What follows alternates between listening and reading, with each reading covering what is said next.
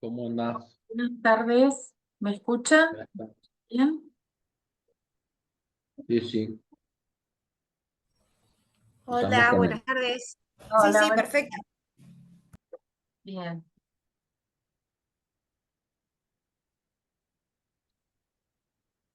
Bueno, hoy estoy en mi oficina, así que es un poco más complicado, pero bueno, se me complicó para llegarme hasta casa, así que desde acá vamos a volver a reflexionar sobre estas cuestiones atinentes al acto administrativo como forma de expresión de la voluntad de la administración. Ayer habíamos terminado hablando de los reglamentos, ¿no? Porque en definitiva, antes de empezar a definir claramente al acto administrativo, teníamos que empezar distinguiéndolo de la figura de los reglamentos. ¿Por qué? Porque los reglamentos son normas de alcance general, ya ayer las caracterizamos, dijimos que eran normas de alcance general, abstractas, obligatorias, con vocación de permanencia, que son dictados por el Poder Ejecutivo en el ámbito de sus competencias constitucionales específicas. Es decir, el Poder Ejecutivo dicta estas normas eh, como una manera de autosujetarse, porque no puede establecer excepciones frente a estas reglamentaciones, pero la gran diferencia con respecto a la ley, como norma también obligatoria, abstracta, general, con vocación de permanencia, es que la ley que emana formalmente del Poder Legislativo, aunque también está previsto que el Poder Ejecutivo pueda eh, dictar una norma de esa trascendencia o de esa jerarquía normativa mediante los DNU, los decretos de necesidad de urgencia, la diferencia entre la ley formal eh, del Poder Legislativo o el DNU que termina siendo aprobado, es que estas normas van a impactar reglamentariamente de forma directa los derechos de regambre constitucional. En cambio, los decretos cuya competencia es propia del Poder Ejecutivo son normas de una jerarquía inferior, ya que lo que hacen es o bien reglamentar la ley que les da origen, en el sentido de brindarles mayor detalle para poder aplicarlos para su operativización, eh, y les o si no, otro tipo de reglamentos, que son los de reglamentos autónomos del Poder Ejecutivo, son aquellos en los que el propio Poder Ejecutivo eh, establece normas de funcionamiento interno. Son cuestiones más bien que tienen que ver con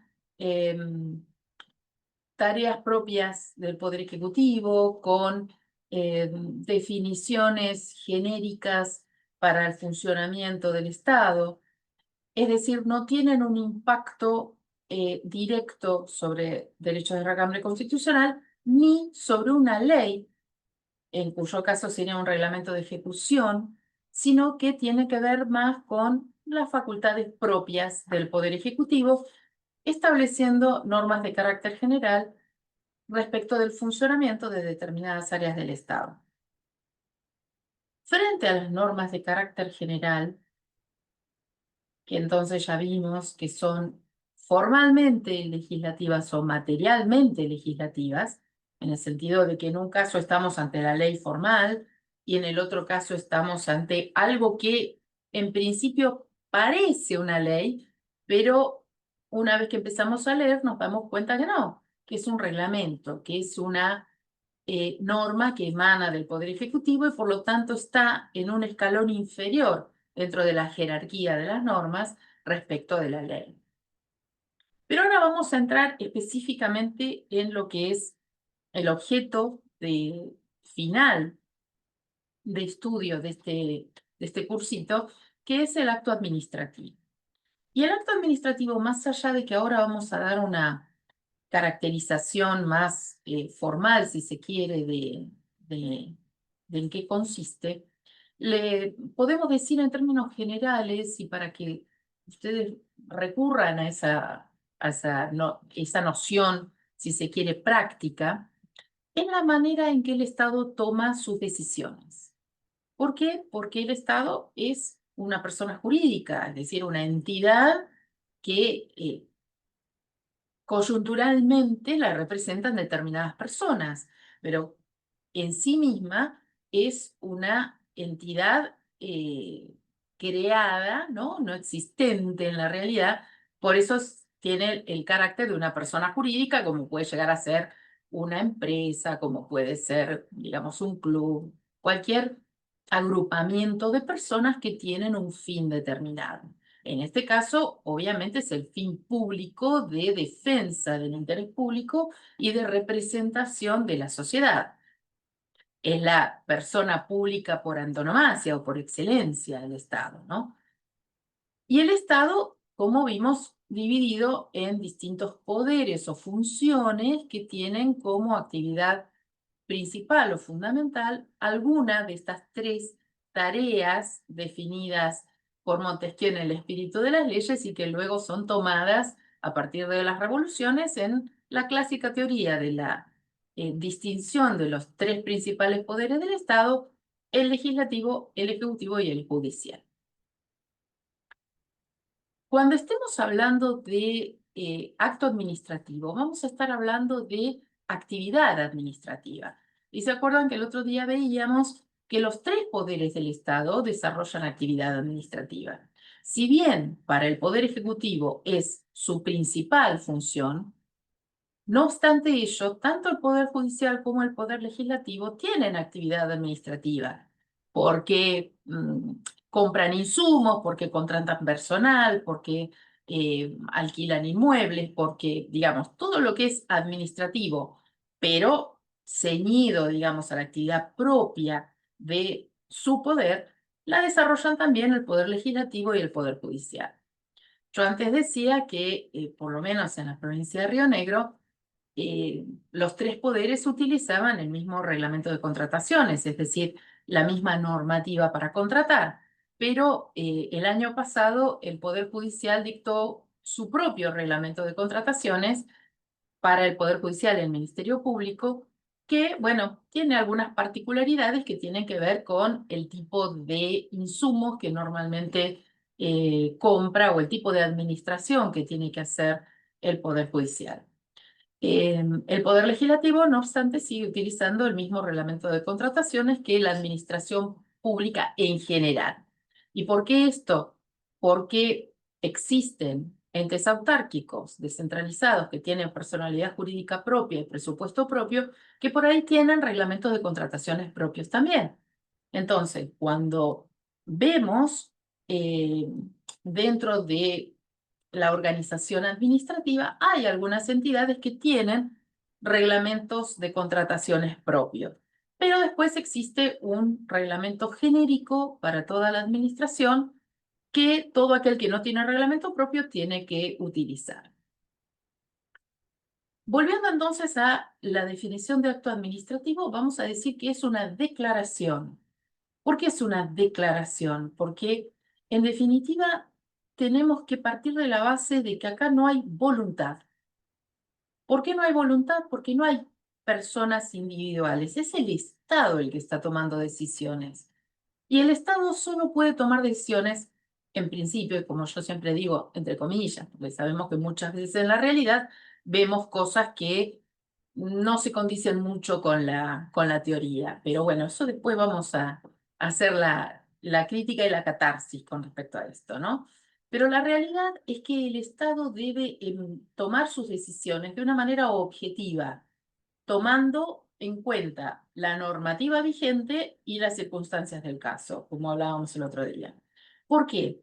Porque el Estado debe ser el primer sujeto de derecho, debe ser la primer persona, que no es física, es jurídica, pero persona, en fin, que se somete a todo el derecho. Y cuando toma sus decisiones, debe hacerlo considerando todo el plexo jurídico a aplicar a una situación determinada. desde la Constitución y los tratados internacionales de derechos humanos, pasando por toda la legislación y aún por todas las reglamentaciones y toda la normativa inferior. Eso hace que la decisión que va a tomar la administración no pueda ser una subjetividad de un funcionario, no puede ser el capricho de alguien. Tiene que ser una decisión objetiva, razonada y razonable. Por lo tanto, un acto administrativo no es una expresión de voluntad, como puede ser cuando yo voy y compro algo en un negocio, contrato yo en ese negocio por mi propia voluntad, porque soy una persona física. La persona jurídica no lo hace por voluntad, lo hace por la aplicación de una serie de normas que establecen parámetros objetivos de actuación. ¿Por qué se realiza una licitación para la contratación de una obra que va a ser un hospital? Porque primero se determinó la necesidad de un hospital en ese lugar, se establecieron parámetros objetivos, se llama licitación, estableciendo esos parámetros para la contratación, se elige la oferta más conveniente para esa obra y se adjudica a quien va a hacer la oferta más conveniente. No es voy a contratar con fulano porque es mi amigo o porque lo conozco porque me gusta, como lo podríamos hacer cualquiera de nosotros como personas particulares, sino que hay un montón de reglas que el Estado debe seguir a la hora de definir o decidir qué hacer. Por eso el acto administrativo es en definitiva una declaración que emana de un funcionario con competencia para dictarlo, que puede pertenecer al Estado, ojo, o puede estar desempeñando una función estatal sin ser el Estado. Acá abro paréntesis, por ejemplo, el Colegio de Abogados tiene el control de la matrícula de los abogados. Eso implica que le otorga la matrícula al abogado que quiere matricularse y eventualmente se la puede suspender o retirar frente a una inconducta, supónganse. Eso es un cometido estatal que ha sido delegado en el Colegio de Abogados porque se entiende que es una entidad que por más que es del derecho privado, es el que está más interesado en controlar de qué manera los profesionales desempeñan su profesión. En tanto y en cuanto el Colegio de Abogados otorga una matrícula o quita una matrícula, está desempeñando una función estatal. Por lo tanto, ese acto de entrega de matrícula o de quita de matrícula o de suspensión de matrícula es un acto administrativo. Y para su impugnación, es decir, para su eh, apelación, se van a seguir todas las reglas propias de la impugnación de un acto administrativo. Les hago un paralelismo. Por ejemplo, en el caso de los médicos, en la provincia de Río Negro, la matrícula de los médicos no está delegada en el colegio médico. La sigue manejando salud pública, para que vean cómo es una decisión estatal definir si se delega o no determinada función estatal en una entidad privada.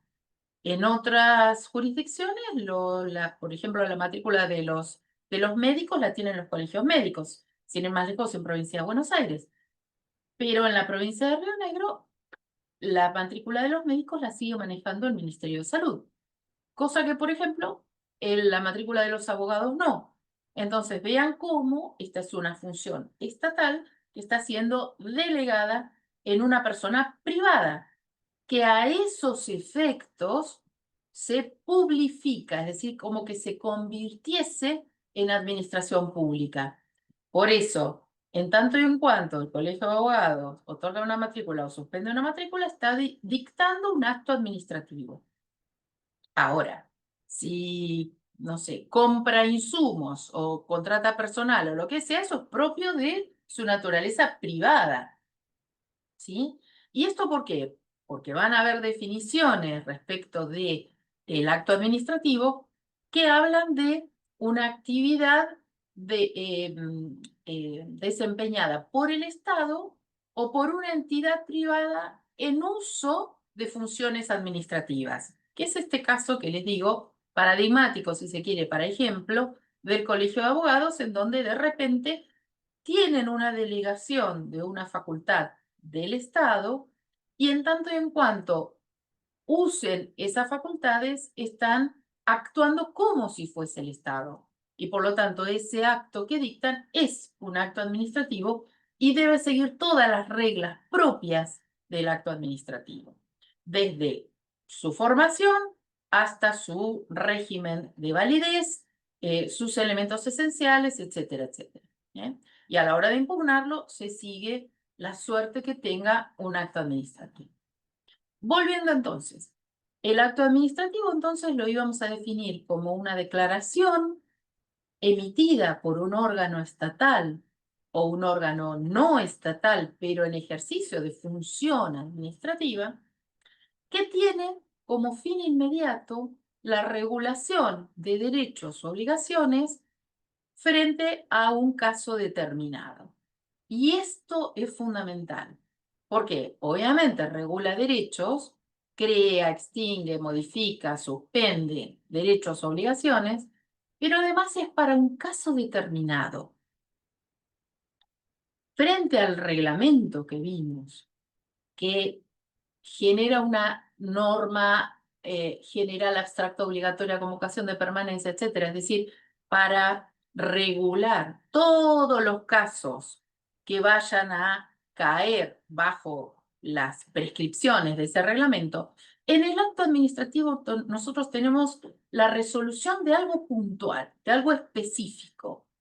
Afecta a personas determinadas o a varias personas determinadas. Imagínense, por ejemplo, una promoción automática de agentes del agrupamiento administrativo. Entonces, promuévanse a las planillas a las personas detalladas en planilla anexa. Entonces, ahí tenemos un montón de personas. ¿Eso lo convierte en un reglamento? No. Es un acto administrativo porque es puntual para muchas personas. Entonces, en vez de ser un acto administrativo individual, es pluriindividual, es decir, para varias personas, pero siempre determinado, siempre puntual para un caso concreto. ¿Sí? Es decir, la diferencia esencial entre un acto administrativo y un reglamento va a ser el alcance. Si el alcance es puntual, específico, directo, es un acto administrativo. Si el alcance es general, abstracto, obligatorio, convocación de permanencia, estamos ante un reglamento. ¿Y por qué les hago esta advertencia? Porque desde el punto de vista del nombre, ustedes van a encontrar tanto actos administrativos como reglamentos bajo el nombre de decreto, resolución, disposición, etcétera, etcétera. El nombre va a ser el mismo. Entonces, ustedes lo que tienen que ver es, bueno, pero ¿esto qué es? ¿Esto es un reglamento o esto es un acto administrativo? Lo primero que tienen que decidir a la hora de ver un decreto, una resolución, una disposición, cualquiera de todas las palabras que definen a las normas que emanan de los funcionarios administrativos, pueden ser o actos administrativos o reglamentos. Por lo tanto, lo primero que ustedes van a tener que detectar es el alcance. Si el alcance es puntual, individual o pluriindividual, pero para personas determinadas o personas determinadas, estamos ante un acto administrativo. En cambio, si es una norma que es de tipo genérico, que está pensado para abarcar múltiples situaciones, vamos a estar frente a un reglamento. ¿Sí? Por eso quería que lo primero que tuviésemos en claro es la diferenciación entre un tipo de norma y otro tipo de norma. En un caso estamos entre una definición o una especificación concreta y en el otro estamos ante una norma genérica. ¿Sí? ¿Hasta ahora? ¿Vimos bien? ¿Sí? Bien. El acto administrativo es la decisión que toma la administración frente a una pretensión, a un trámite, a un hecho determinado, y para poder llegar a esa decisión, tiene que haberse tenido en cuenta un montón de aspectos que son los que le van a dar el contenido y van a ser la fuente del acto administrativo. Nosotros lo vamos a ver como elementos esenciales del acto administrativo. ¿Y por qué va a ser esto? Porque ustedes van a ver que estos elementos esenciales del acto hacen a la validez del acto en sí como a todo su régimen de eventuales nulidades, anulabilidades, etcétera, etcétera. Cuando nosotros analicemos un acto administrativo, vamos a tener que ubicar lo que llamamos los elementos esenciales del acto. Estos elementos esenciales van a tener mayor o menor importancia de acuerdo al tipo de trámite de que se trate. Que eso vamos a ver entonces cuáles son.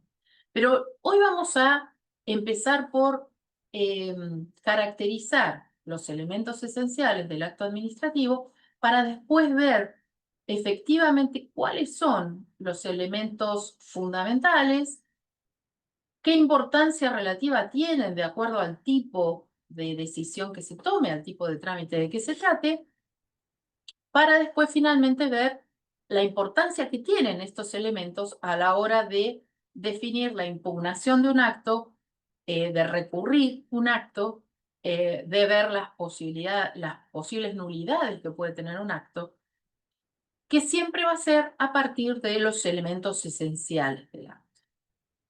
Lo primero que vamos a tener, y se acuerdan que por esto yo quise desarrollar todos los temas anteriores, ¿no? Porque a partir de acá vamos a empezar a recordar lo que vimos en las reuniones anteriores.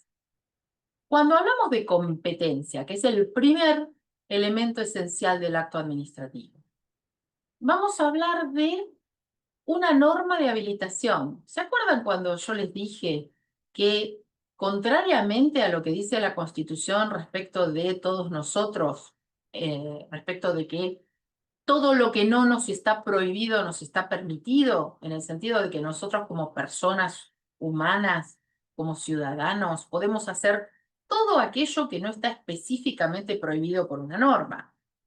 Todo lo que no se previó por algo, podemos hacerlo. Es decir, salvo las normas de penales o sancionatorias administrativas o contravencionales que establecen prohibiciones, limitaciones para nuestra conducta, salvo esa norma, después podemos hacer todo lo que se nos cante. ¿Por qué? Por el principio de libertad. Nuestra Constitución está basada en el principio de libertad. Las personas somos libres, libres de hacer todo lo que se nos antoje, salvo que tengamos una limitación o prohibición que provenga de una norma específica. Frente a este principio de libertad, ¿se acuerdan que yo les dije que el Estado actúa totalmente de manera contraria? Actúa sobre el principio de habilitación. El Estado solo puede hacer aquello para lo que está específicamente habilitado. Esto es lo que se llaman normas de competencia. La competencia es la habilitación para obrar que la ley le da al Estado y a algunos organismos específicos del Estado para desempeñar esas funciones estatales que hacen al interés público. Cuando nosotros vemos la ley de ministerios, en la ley de ministerios está definido qué competencia tiene cada uno de los ministerios. El Ministerio de Gobierno, el Ministerio de Economía, el Ministerio de Desarrollo Social, bueno, cada uno de ellos. Y luego cada ministerio internamente define de qué manera esa competencia genérica que le dio la ley la reparte entre sus diferentes áreas. ¿Eh? En el caso de la ART, como es un ente descentralizado, un ente autárquico, tiene personalidad jurídica propia, tiene presupuesto propio y tiene una designación específica en la ley de ministerios respecto de esa personalidad. No obstante ello, tiene una tutela por parte del titular del Poder Ejecutivo, ¿sí? La competencia, entonces, volviendo al primer elemento esencial del acto administrativo, es la habilitación que tiene el funcionario que dicta ese acto para poder dictarlo. Y vamos por el absurdo. Si el ministro de Economía dicta una resolución aprobando una campaña de vacunación, y yo les diría, me parece que no le corresponde al ministro de Economía, ¿no? Entonces, vamos por el absurdo en ese sentido. La competencia es qué es lo que puede hacer un funcionario determinado de acuerdo a esa habilitación que le da la ley. Esa habilitación es de interpretación restrictiva, porque recuerden que el Estado solo puede hacer aquello para lo que está específicamente habilitado por la norma de competencia. Obviamente con lo razonablemente implícito, porque se pueden imaginar que no puedo hacer un detalle de absolutamente todo lo que implica la habilitación que se le da al funcionario. Pero no puedo extenderlo más allá de lo razonablemente implícito en esa habilitación. Entonces, lo primero que tengo que ver es si el funcionario que dicta el acto administrativo tiene competencia para dictar ese acto. Y vamos otra vez por el absurdo. Si la campaña de vacunación la está aprobando el ministro de Economía, y evidentemente ahí hay una incompetencia. La incompetencia es la falta de competencia. Es la falta de habilitación para que el funcionario que dicta el acto administrativo pueda legalmente, válidamente dictarlo. ¿Sí? Competencia, entonces, es el primer elemento esencial del acto administrativo. ¿Por qué? Porque después vamos a ver qué pasa cuando el acto administrativo es dictado por un funcionario incompetente, ¿no? Vamos a ver qué es lo que pasa. Primer elemento, entonces, competencia. El segundo elemento, importantísimo, es la causa.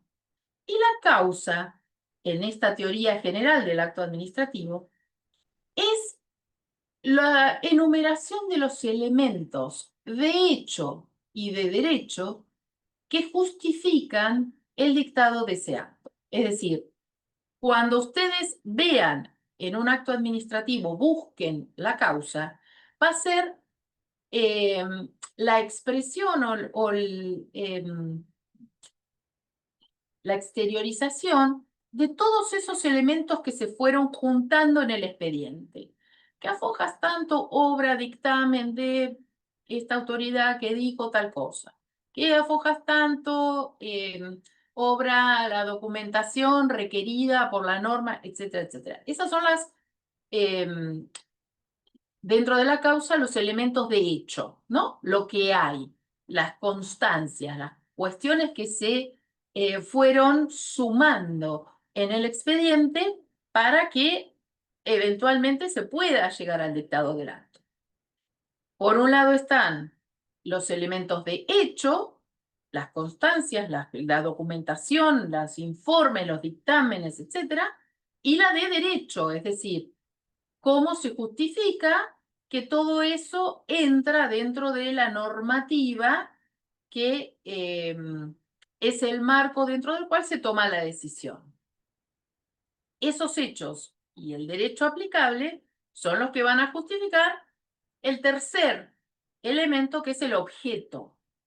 El objeto del acto es ¿qué decido? Va a estar normalmente en el artículo primero, digamos. ¿En qué consiste el acto? Apruebo un contrato, otorgo una licencia, promuevo automáticamente a algún empleado, no sé, lo que quieran. Pero me refiero, el objeto del acto es la decisión en sí que se toma. ¿Para qué? ¿Para qué estoy dictando ese acto, no? ¿Qué? ¿Qué estoy definiendo? ¿Qué estoy decidiendo? ¿Sí? Como volviendo a la causa, la causa son todos esos antecedentes de hecho y de derecho, ¿no? Que justifican el objeto, es decir, el dictado en sí del acto, la decisión en sí que se está adoptando. Pero esa causa tiene que servir al mismo tiempo como cuarto elemento del acto, la motivación. ¿Por qué? Les vuelvo sobre esto porque muchos autores dicen que la motivación es la expresión de la causa. Es decir, yo con la motivación lo que tengo que decir es cómo todos esos elementos, cómo todo eso que yo recogí a lo largo del expediente, justifican, motivan, me dan pie a que yo tome la decisión que estoy tomando.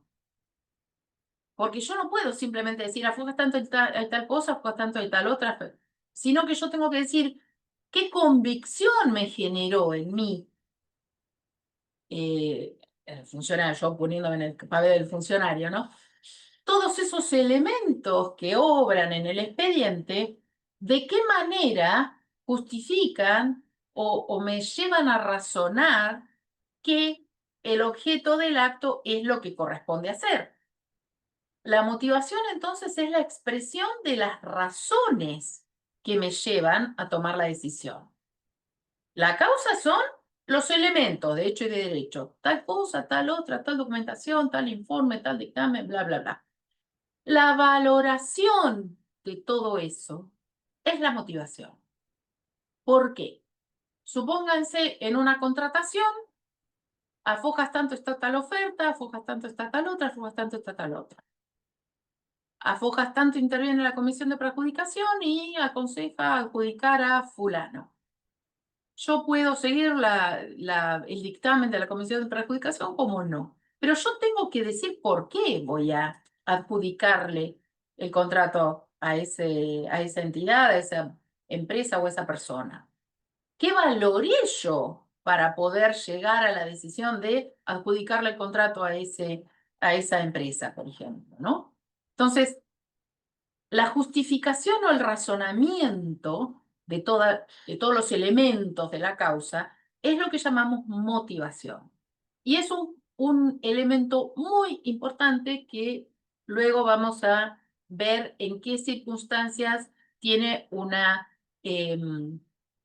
importancia decisiva, ¿no? Y que va a traer aparejado una eventual nulidad. Entonces teníamos la competencia, la causa, la motivación y el objeto. Hasta ahora vamos hasta ahí. Luego tenemos como quinto elemento la finalidad. La finalidad es ¿para qué? ¿Qué es lo que yo busco con ese dictamen, con ese dictado de acto administrativo? Es decir, el objeto es el qué y la finalidad es ¿para qué? En algunas oportunidades puede ser bien claro. ¿Para qué? Yo adjudico un contrato para la construcción de un hospital. ¿Para qué? Y para construir el hospital. Eso es fácil. Pero en otras circunstancias, por ahí, es importante definir para qué. ¿Por qué? Porque yo puedo tener varias opciones y entonces yo tomo una decisión y yo tengo que decir para qué. ¿Cuál es el fin público que estoy buscando atrás? Piensen siempre que en el derecho administrativo y en la función pública en general, lo que define la actuación del Estado es el interés público, o debería ser por lo menos, ¿no? El interés público, es decir, el bienestar de la sociedad, el interés general, el interés del conjunto social. Entonces, cada vez que la administración toma decisiones, tiene que explicar por qué esa decisión que está tomando coadyuva al interés general. Porque puede ser la aplicación de una normativa específica, un caso específico, como puede ser una decisión más abierta, que entonces genera, bueno, ¿para qué hacen esto? Bueno, tengo que expresar la finalidad del acto. ¿Eh? Otro principio, a ver, recapitulemos. Competencia, causa, motivación, objeto, finalidad, me quedan dos. El sexto, y esto también es muy importante de tener en cuenta, es el elemento procedimiento. El elemento procedimiento en algunos casos es mucho más importante que en otros, y por eso después vamos a ver en qué casos cada uno de los elementos pasa a ser más o menos importante. Pero el elemento procedimiento tiene que ver con que no se puede tomar una decisión, no se puede dictar un acto administrativo a tontas y a locas, sino que hay previsto un procedimiento a seguir para el dictado del acto. En el caso, a ver, hay algunos trámites, algunos procedimientos, algunas tramitaciones que tienen previsto pasos formales que deben ser cumplidos. Piensen en una licitación pública. Una licitación pública tiene un montón de pasos establecidos en el reglamento de contrataciones que no pueden ser evitados y que tienen que darse. La aprobación del pliego, el llamado, la publicación en la web, en el boletín oficial, la invitación a los posibles proveedores, el acta de apertura, las posibles impugnaciones, es decir, un montón de pasos que están previstos y que deben cumplirse conforme ese procedimiento. Hay otros trámites que por ahí no tienen un procedimiento específico previsto y que son un poco más flexibles, si se quiere, en el elemento procedimiento. Algunos son más formales, otros son más flexibles. Pero siempre hay que seguir un procedimiento determinado y siempre como parte del elemento procedimiento, y esto está previsto en la Ley de Procedimiento Administrativo, tiene que, antes de dictarse el acto, tiene que haberse emitido el dictamen jurídico del Servicio de Asesoramiento Jurídico del organismo. ¿Por qué? Porque el Servicio de Asesoría Legal lo que va a hacer, lo que debería hacer, es controlar que estén dados todos y absolutamente todos los requisitos que permiten que ese acto administrativo sea dictado de forma válida. Por lo tanto, a la asesoría legal le corresponde chequear que cada uno de esos requisitos esté cumplido. Por lo tanto, ese es uno de los aspectos a tener en cuenta como parte del elemento procedimiento. Puede haber un procedimiento específico para el trámite de que se trate, en cuyo caso vamos a tener, por ejemplo, si vamos a adjudicar una licitación, ver si se cumplieron cada uno de los pasos previstos para que válidamente el procedimiento llegue a la adjudicación, pero además, y esto es en todos los casos, debemos chequear que esté el dictamen del Servicio de Asesoramiento Jurídico, de la asesoría legal. ¿Por qué? Porque es el reaseguro para el organismo de que se cumplieron todos los pasos previstos por la normativa aplicable, que dependerá de qué trámite se trate. Si es una promoción automática, será una cuestión de empleo público. Si es un contrato, será una cuestión de reglamento de contrataciones. Es decir, aparece el plexo normativo o jurídico que hay que chequear que se haya cumplido. Y eso es competencia de la asesoría legal. Por eso es que está la exigencia de que para que el dictado de un acto administrativo sea válido, como parte del elemento procedimiento, tiene que estar el dictamen del Servicio de Asesoramiento Jurídico, es decir, de la asesoría legal. Competencia, causa, motivación, objeto, finalidad, procedimiento y finalmente tenemos el elemento forma, que es un elemento que es importante pero es menor si se quiere, en el sentido de que el acto administrativo debe emitirse por escrito, debe tener la firma del funcionario que lo emite, debe tener fecha y lugar en que es dictado.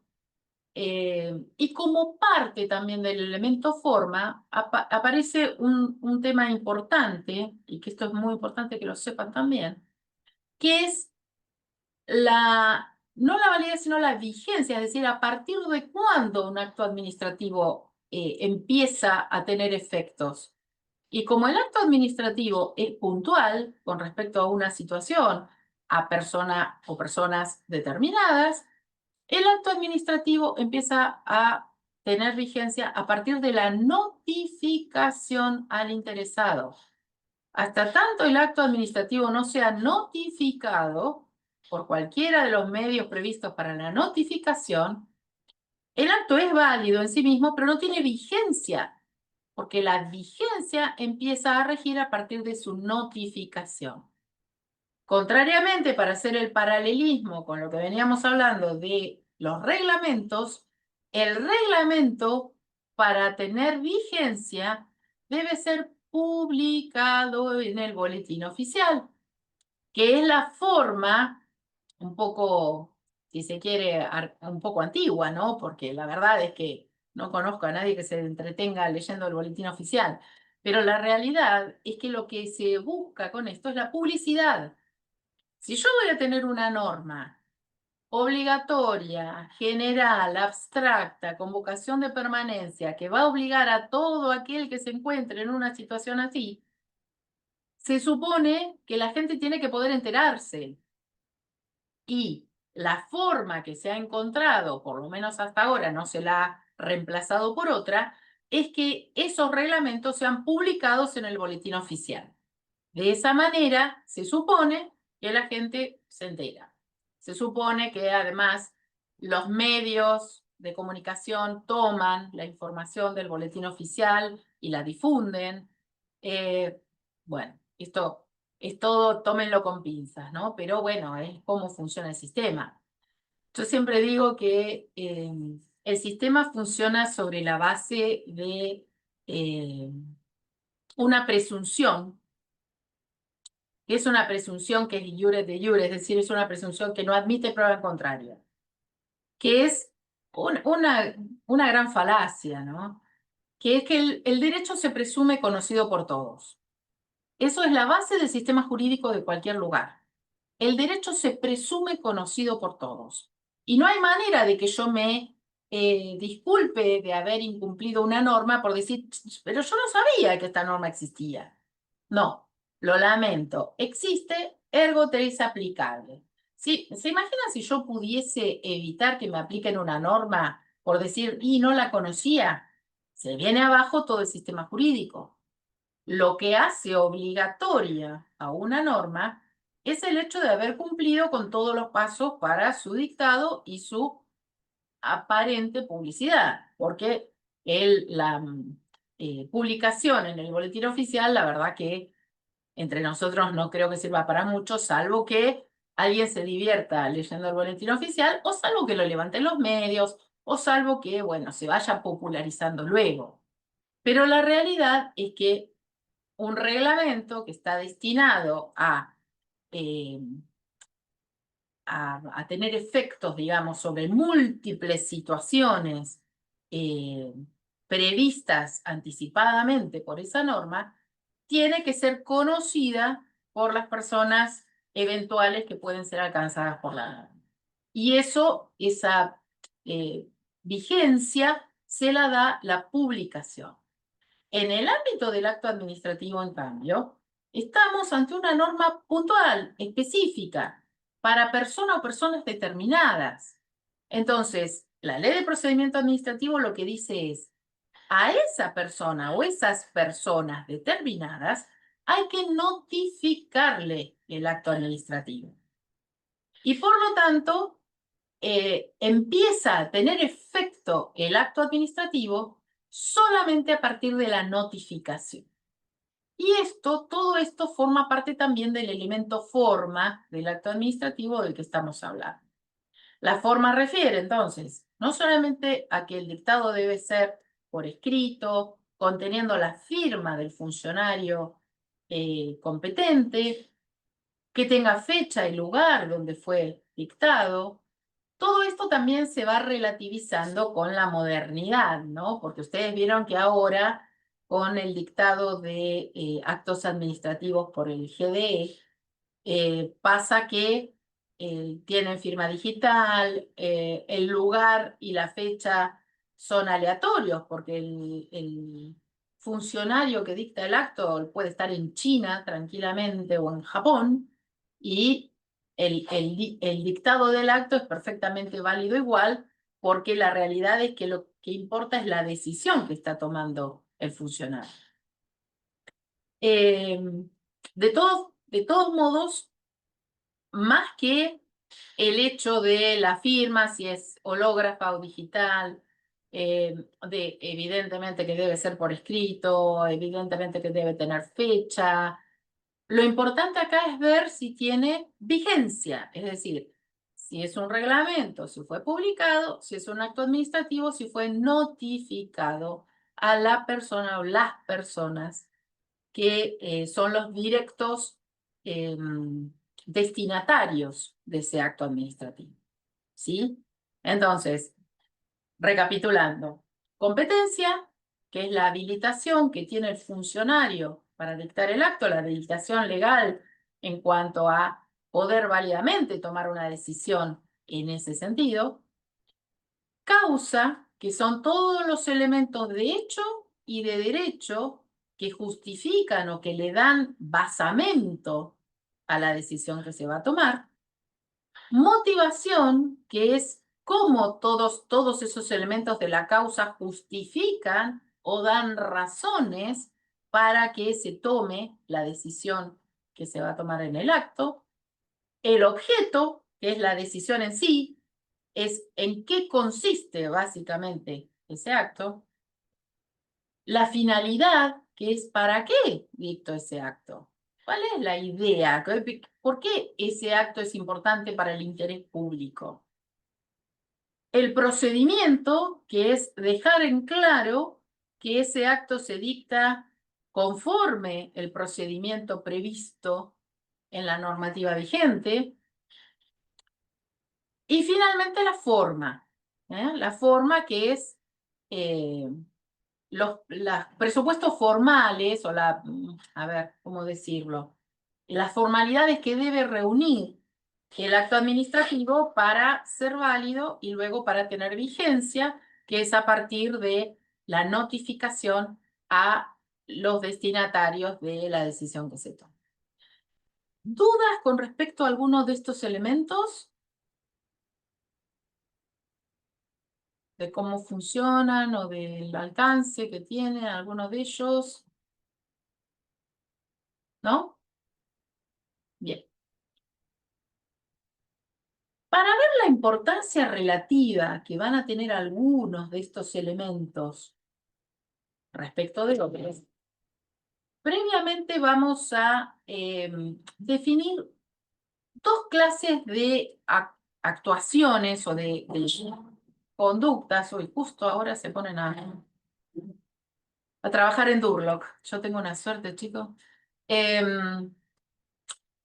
Vamos a ver dos tipos de actuación que puede tener la autoridad administrativa, que van a tener una directa incidencia respecto de los elementos esenciales que van a ser más importantes o menos importantes de acuerdo al tipo de actividad de que se trata.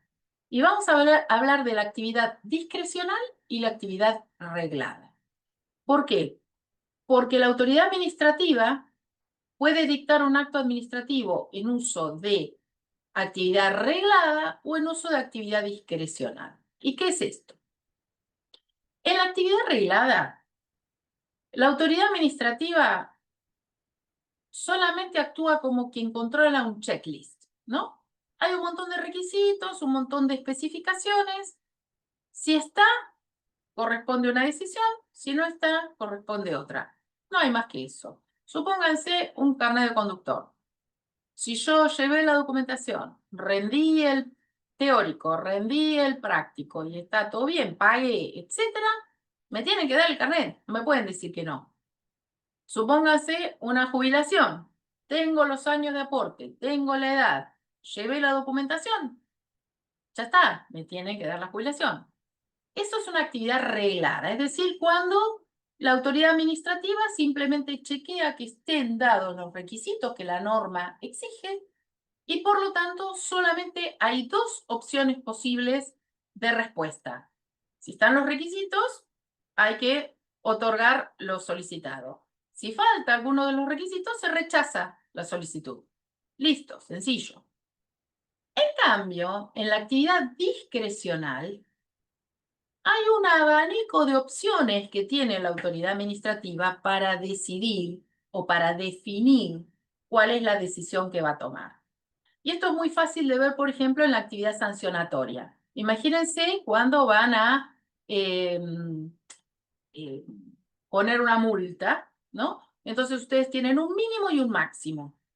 Y tienen que valorar la conducta desplegada por el violador de la norma, la gravedad de la ofensa, las circunstancias del caso, sus antecedentes, es decir, un montón de cuestiones. ¿Se acuerdan que el otro día hablábamos de, por ejemplo, en caza de fauna silvestre, cuando agarro a uno que cazó una mulita así con lo propio, y después el que lleva 20 jabalíes y tiene la camioneta con las luces esas potentes y un montón de armas y perros, etcétera, etcétera? Bueno, evidentemente no es lo mismo.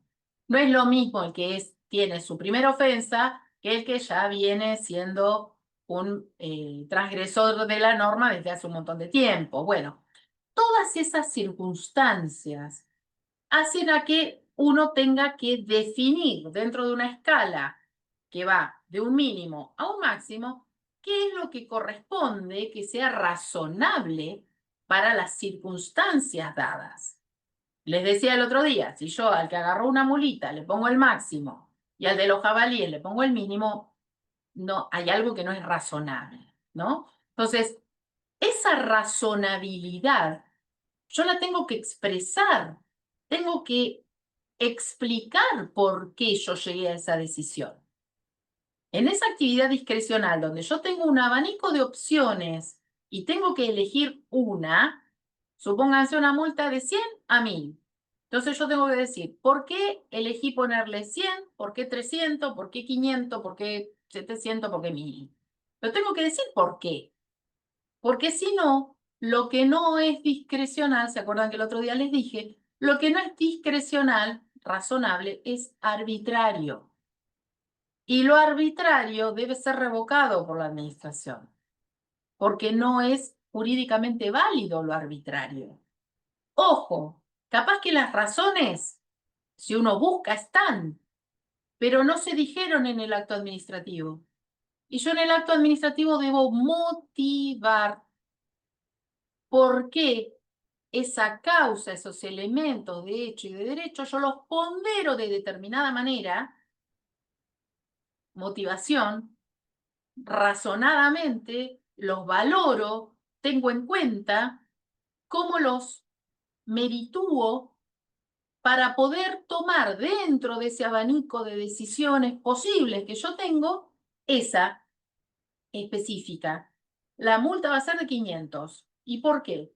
Porque tiene antecedentes, porque tenía esto otro, porque le faltaba el permiso, porque...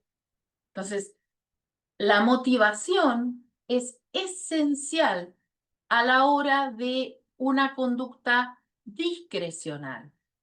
En cambio, si yo tengo una conducta reglada, si yo tengo el checklist, si yo digo, rechazo el otorgamiento del carnet de conductor porque no pasó el práctico, ¿qué más tengo que decir? ¿Qué tanto voy a tener que explicar? O rechazo la jubilación porque le faltan, porque no tiene la edad, porque quiere jubilarse antes de tiempo. Y no tengo que motivar mucho ahí. No cumple uno de los requisitos que la norma establece. Si no cumple el requisito que la norma establece, tengo que rechazar la pretensión de quien viene a pedir el trámite de que se trate. En cambio, la actividad discrecional, donde yo puedo decidir dentro de un montón de opciones o de variantes, tengo que decir por qué elegí esa. ¿Por qué esa y no otra? Ahí cobra especial relevancia la motivación. La motivación en todo lo que es la actividad discrecional del Estado es esencial.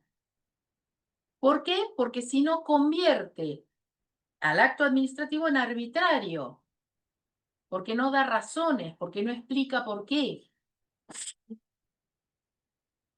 No sé si se escucha mucho, pero empezaron con el Durlock, no sé qué están haciendo. Entonces, como ven, la importancia de los elementos esenciales del acto administrativo es relativa. En algunos casos va a ser más importante que en otros.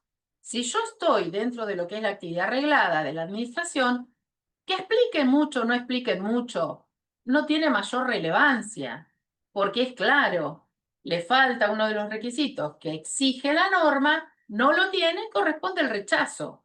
No hay tutía, no hay más vuelta que darle.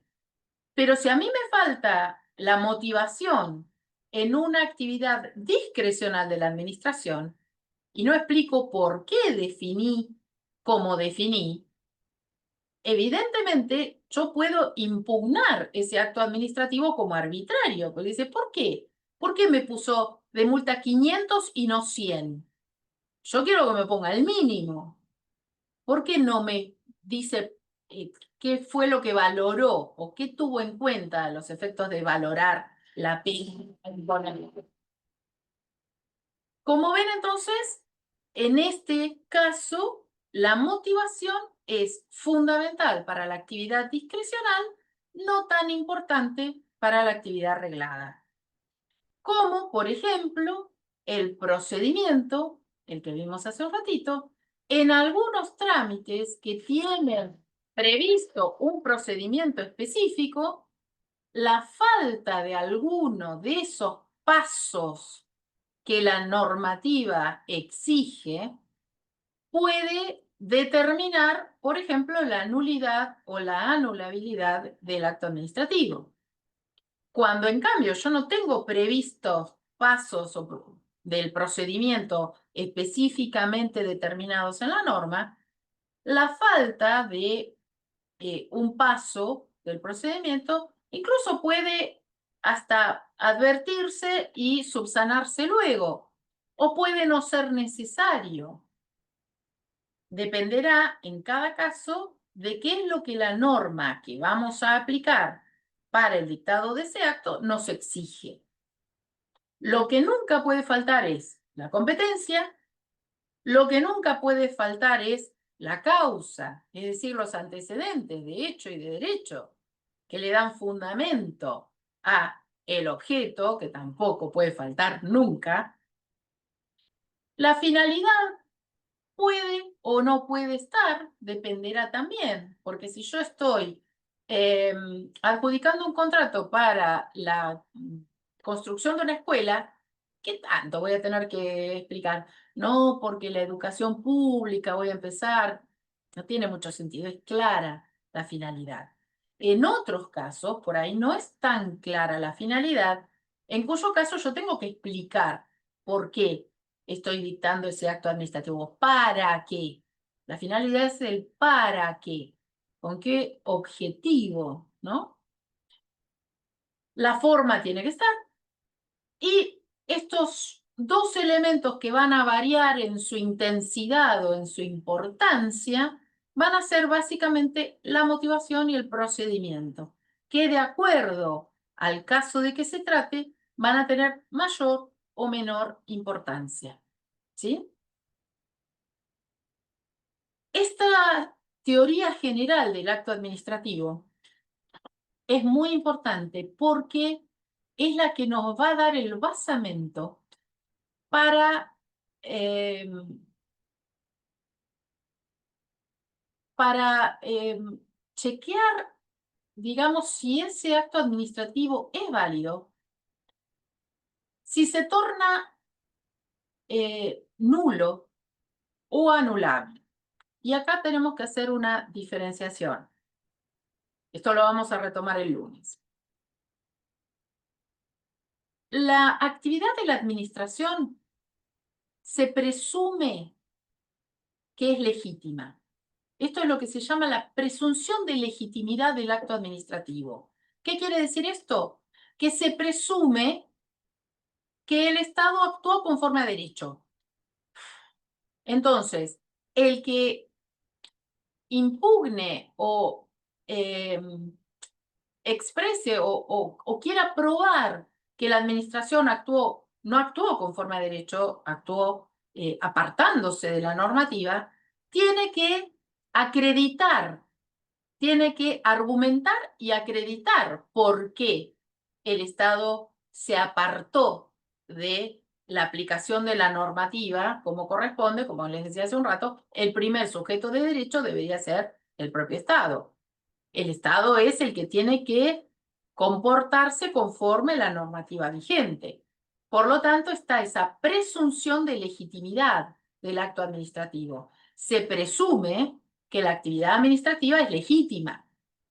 Todo aquel que pretenda que ese acto administrativo sea revocado porque considera que el Estado no actuó conforme a derecho, tiene que dar los argumentos del caso y tiene que demostrar por qué el Estado se apartó de el cumplimiento del derecho. ¿A qué va esto? A que frente a esa presunción de legitimidad de que el Estado actuó conforme a derecho, surge entonces el principio general de que los actos administrativos que tienen un vicio, es decir, alguno de esos elementos esenciales que describimos, tienen algún problemita, hay algo que no está bien, frente entonces a algún vicio de alguno de esos elementos esenciales, el principio general va a ser que el acto administrativo es anulable, no nulo. Anulable significa que puede ser salvado, que puede ser saneado, frente a lo nulo que es, no tiene arreglo, no tiene remedio, debe ser revocado. ¿Por qué el principio general es la anulabilidad? Justamente por la presunción de legitimidad. Si nosotros presumimos que el Estado actuó conforme a derecho y detectamos un vicio, supónganse, en no sé, la contratación de una persona y resulta que vemos que pusimos mal el DNI. Y ahí hay un vicio.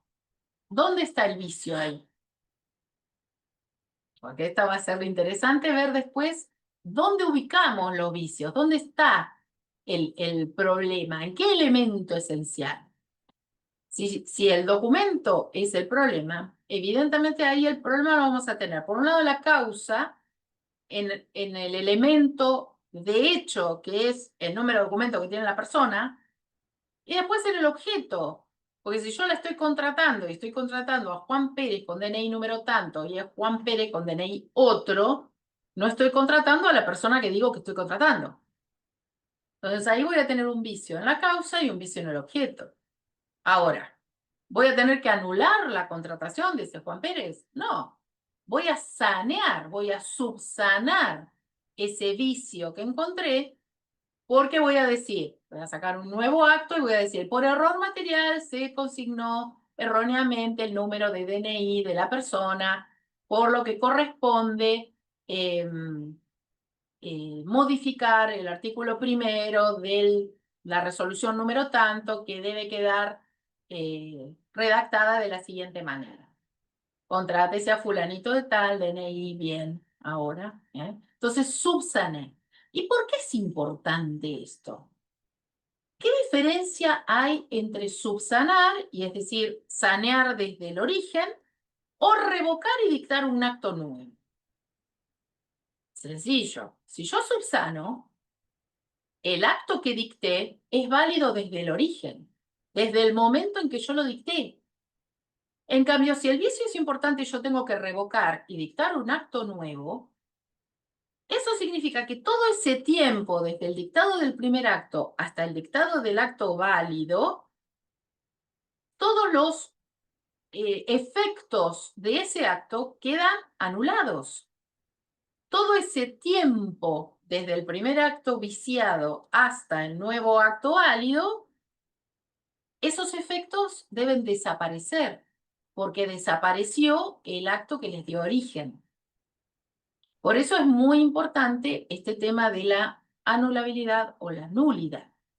Porque si yo tengo una anulabilidad como principio general y por lo tanto puedo subsanar, yo le saco el vicio desde el origen mediante la subsanación.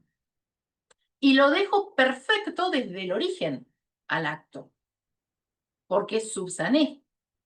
En cambio, si yo no puedo subsanar, tengo que dejar sin efecto o tengo que retrotraer. Imagínense, siempre pongo este ejemplo porque es muy claro. En la licitación pública, ustedes vieron que yo tengo que publicar el llamado a licitación y el pliego de bases y condiciones para que todo aquel que quiera presentarse a la licitación lo pueda hacer. Viene el expediente para ya adjudicar a fulano de tal. Y resulta que empiezo a ver y el llamado a licitación no se publicó nunca. ¿Qué hacen? ¿Es nulo o es anulable? ¿Qué les parece? No duden, ¿eh? Es nulo. ¿Por qué? Porque yo no puedo subsanar la publicidad que no hice en el momento en que debía hacerla. Si yo no publiqué cuando debía publicar, todo lo que vino después lo tengo que dejar sin efecto, porque es inválido. Entonces, lo que yo tengo que hacer es subsanar, publicar, retrotraer el procedimiento al momento donde se produce la nulidad y de ahí en más todo nuevo, porque todo lo anterior queda nulificado justamente porque el vicio no era subsanable. Entonces, lo primero que ustedes tienen que observar es si el vicio se puede subsanar o no se puede subsanar. Y en esto es lógica pura. O sea, yo puedo subsanar la falta de publicidad que tuvo el llamado. No, ¿cómo hago? Evidentemente tengo que dejar sin efecto todo lo que vino después.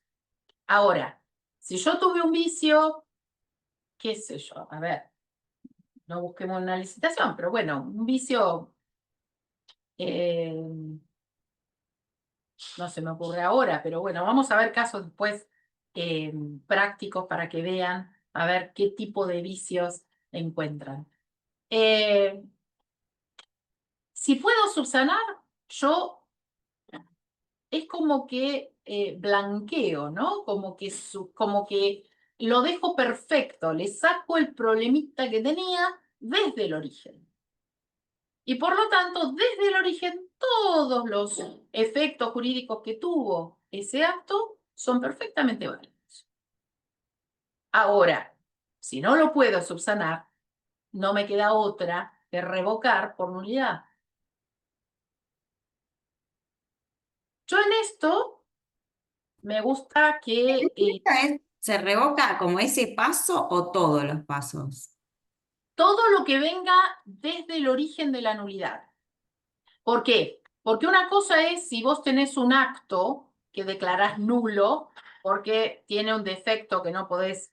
Y otra cosa es como recién en la licitación, que es un procedimiento, que es una concatenación de actos. Okay. En un acto administrativo nulo, vos la revocás, lo tenés que dejar sin efecto. Suponete no tuvo dictamen jurídico previo. Lo Mm, tenés que dejar sin efecto, lo tenés que revocar, tenés que hacer intervenir a la asesoría legal, que la asesoría legal controle que están dados todos los requisitos, que está todo como corresponde, que intervengan los órganos de control, contaduría y fiscalía, y entonces recién ahí podés dictar el acto. Ahora, todo lo que pasó conforme ese acto que vos nulificaste no tiene efecto alguno. Se deja sin efecto todo. En cambio, cuando vos subsanás, cuando es advertí un vicio, lo modifico, lo subsano, lo que sea, y entonces es como que limpio cualquier tipo de problema que haya tenido y los efectos de ese acto continúan vigentes, porque saqué el problema desde el inicio al subsanar. Y esto va a ser una cuestión casuística, ver en cada caso concreto si yo puedo subsanar o no puedo subsanar. Por eso yo, ahora ya estamos cerca de la hora y bueno, nada, no quiero aburrirlos mucho.